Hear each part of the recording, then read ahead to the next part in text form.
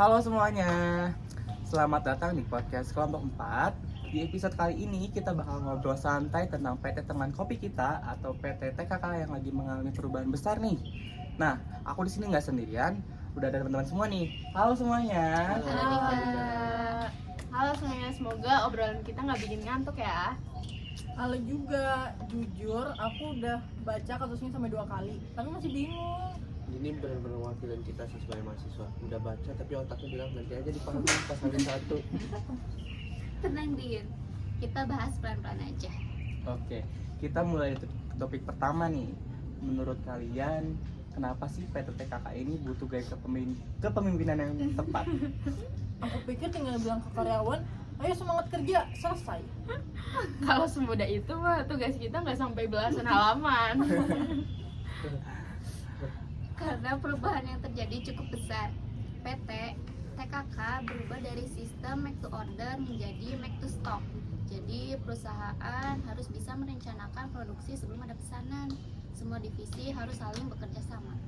Nah, makanya kelompok kita itu memilih ada 2, transformational leadership dan participative leadership.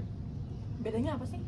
Kalau transformasional itu pemimpin harus bisa memberi semangat, visi, dan mengajak semuanya untuk berubah. Sedangkan partisipatif itu pemimpin juga mendengarkan pendapat dari karyawannya, dari bawahannya. Iya, jangan mentang-mentang ngerasa jadi bos paling benar. Kadang operator lebih tahu masalah di lingkungan, lapangan. Bener juga sih. Kalau semua keputusan cuma diambil satu orang, nanti direkturnya yang jadi bos, marketing, HRD, teknisi, sekalian satpam. Kasian juga ya. Nah, makanya pemimpin tuh harus bisa membagi tanggung jawab dan melibatkan semua karyawan supaya perubahan tuh lebih mudah diterima.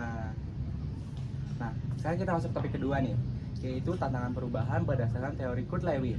Siapa yang masih inget tahap-tahapnya, Cung? Aku ingat satu, unfreezing. Sisanya lupa kan. Nah, jadi ada 3 tahap, yaitu unfreezing, changing, dan refreezing. Jujur pertama kali baca rephrasing, aku kira perusahaan yang mau masuk freezer. PT teman kopi kita berubah jadi PT es batu dong. Oke, kita bahas satu-satu ya, Eva. Tahap pertama, unfreezing, yaitu membuat karyawan sadar bahwa cara kerja lama sudah tidak cukup lagi. Kenapa emangnya? Karena permintaan mesin kopi kan meningkat. Kalau tetap pakai cara lama, perusahaan bisa kalah bersaing gitu sama yang lain. Tapi pasti ada aja karyawan yang bilang, udah yang lama aja, ngapain berubah?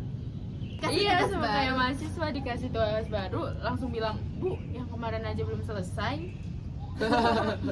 Aku merasa tersindir loh. Ada tahap kedua ya, yaitu changing. Di tahap ini, perusahaan mulai menjalankan sistem baru. Karyawan harus belajar hal baru, bekerja sama dengan divisi lain, dan harus beradaptasi. Berarti nggak cuma bagian produksi ya? Nah iya, betul tuh. Ada bagian kayak marketing, logistik, produksi, semuanya harus saling terhubung. Yang biasa kerja sendiri-sendiri, sekarang jadi harus kompak. Kadang itu sih yang susah. Kayak kerja kelompok ya. Iya, ada yang kerja, ada yang bilang aku bantu dong. Jodoh. Untung kalau mau kita Siapa ya? enggak ya. Nah, terakhir dari rephrasing nih, boleh Eva. Refreezing itu memastikan perubahan yang sudah dilakukan menjadi kebiasaan baru. Jadi perusahaan tidak kembali ke sistem lama. Oh, jadi setelah semua berjalan baik harus dipertahankan. Betul. Iya, karena kalau balik lagi ke cara yang lama ya percuma. Misalnya kayak gini mau diet, bilangnya besok diet. Tahunya besokan lagi makan sebelah kali. Enggak ya? Atau niat belajar jam 7 malam, jam 7:05 malah buka TikTok. Aduh, siapa tuh? Jangan-jangan kita semua sama. Udah nggak usah dilanjut. Nah, dari obrolan kita hari ini bisa disimpulkan kalau PT TKK itu nggak cuma butuh teknologi baru, tapi juga butuh pemimpin yang bisa mengajak orang berubah dan mau mendengarkan karyawan. Selain itu, perubahan juga harus dilakukan secara bertahap melalui unfreezing, changing, dan refreezing supaya hasilnya bisa bertahan lama. Alhamdulillah sekarang aku paham, guys. Alhamdulillah. Alhamdulillah jadi paham ya. Berarti presentasi kita berhasil. Semoga teman-teman juga paham ya. Oke teman-teman, mungkin itu aja obrolan kita hari ini. Semoga pembahasan tentang PTN KKA ini bisa menambah wawasan kita semua mengenai perubahan organisasi itu bukan cuma soal sistem, tapi juga soal manusia dan cara memimpinnya. Terima kasih yang sudah mendengarkan podcast Kelompok 4. Kalau ada perubahan dalam hidup, Jangan panik. Jangan bingung. Hadapi dengan proses yang baik. Dan jangan lupa kerja kelompoknya dibagi rata. Dadah!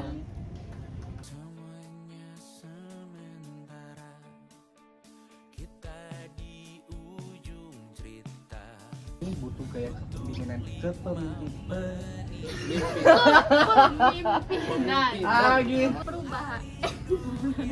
Iya, sama kayak mahasiswa dikasih tugas baru